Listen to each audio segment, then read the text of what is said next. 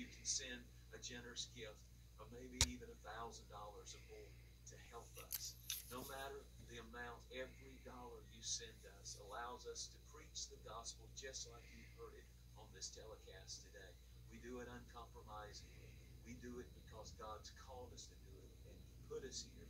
And I believe that you are a vital part of what we're doing. So pray about how God would have you give concerning the gospel of Jesus Christ and what we're doing all around the world. And when you do, we have some incredible gifts that we want to send to you. Here's my announcer. He's going to tell you more.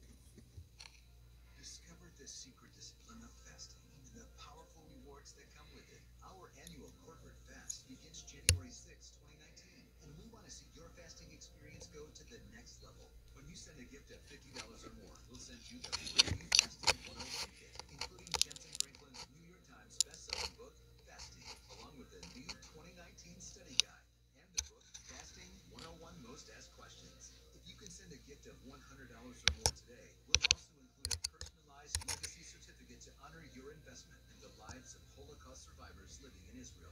Or with your gift of $1,000 or more, we want to send you a personalized Israel blessing plaque to honor you, as well as your generosity in blessing Holocaust survivors and the nation of Israel. In addition, your name will be placed on a special wall of honor at the Holocaust Center in Jerusalem. Join us on the 21-day fast and stand with us with your generous gift today. Visit us online at jensenfranklin.tv.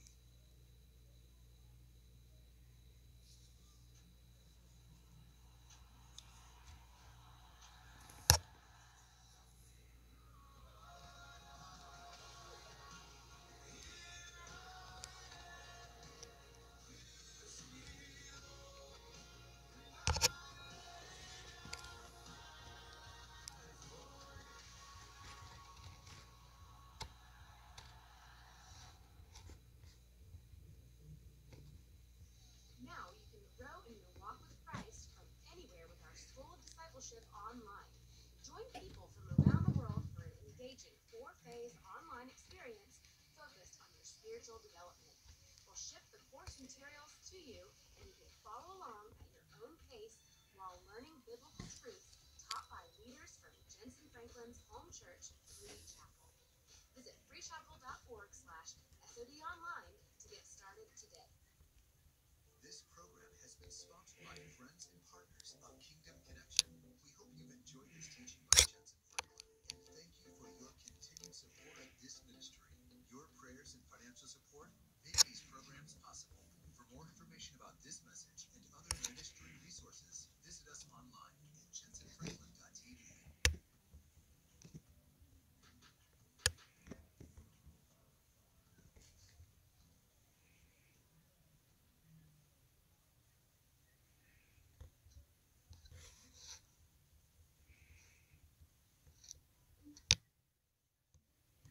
I would like to share with you a verse of scripture that I pray will go off like a bomb, like the promise that it is. When I read it, a certain number of you, I don't know how many and I don't know where you are, but a certain number of you are going to know that this one is for you when I read the verse. And I'm not saying it's for everybody, but if it's for you, and how you can know if it's for you, if you're currently facing a battle that is bigger than you, then this verse is for you today. And so when I read this verse, it's not for everybody. It's for those who are facing a battle that is bigger than you. And the scripture is found in 2 Chronicles chapter 20. Just a moment, I'll read it. I want to give everybody who wants to turn to it a chance to do that. You got it? Rachel? When Rachel's ready, I'll read it, because she knows the Bible so good. So if she hadn't found it by now, I know somebody else is over in Galatians looking for 2 Chronicles. You got it? 2017. Listen to this. You ready? I don't think you are. This is the word of the Lord. And really, I'm going to minister off of the song that we just sang. We were singing, I'm going to see a victory. And we were singing Romans 8:28, Genesis 50:20, one of the major themes of Scripture, how God takes what the enemy meant for evil and he flips the intention of the enemy and actually uses it to produce a purpose through your life. And I'm going to minister off of that today. That song went so well with my sermon, it's almost like we planned it. It's almost like I texted LJ Wednesday and told him to do that song before I preached. 2 Chronicles 20, verse 17, the word of the Lord. You will not have to fight this battle. 6 of y'all. All right, if you want that to be your word, shout when I read it. You will not have to fight this battle. Come on, punch somebody, say, not this one. Not this one.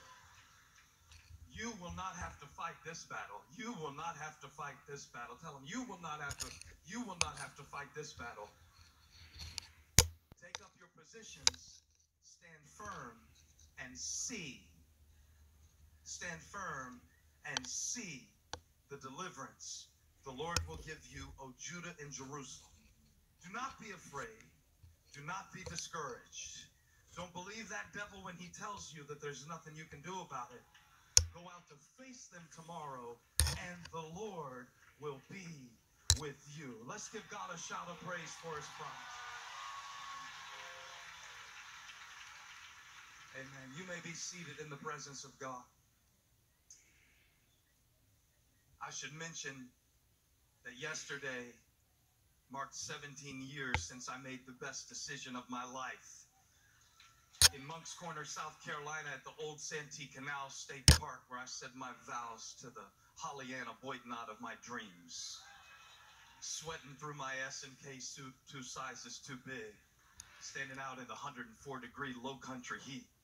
Eric Phillips was a groomsman, sweating, and 6 ministers stood on the rostrum to share 7 different songs that we sang. It was quite an occasion. We made a big deal about it, and everybody had to endure it. It was a big day. I sang a song to Holly on my Taylor acoustic guitar that I could barely afford, that I had written for the occasion. And I'm going to write her another song. She doesn't know it yet, but I've already got the chorus, and I'm working on it before we get to the 20th anniversary, and I'm going to have it ready. It's a good song. It's kind of got a Tom Petty vibe with a little bit of Ed Sheeran, and I'm praying that it'll help me to unlock the doors of love that I need unlocked in moments of my life where I want affection, attention, and intimacy with my wife. So y'all pray for me about that as well. Already got the chorus. Just praying about the verse. So now I think I'm qualified to give marriage advice. 17 years. I have something to say. Not ready to do the parenting book yet, but the marriage thing, really I feel unqualified to give marriage advice because I feel like our marriage is strong mostly because of who I chose. And that's the honest truth. I'm not pandering now. I'm telling you the truth. I think that selection is so important, and I don't mean that God can't take a relationship that starts rocky and turn it into something that is really, really beautiful. Of course, he makes beauty out of ashes.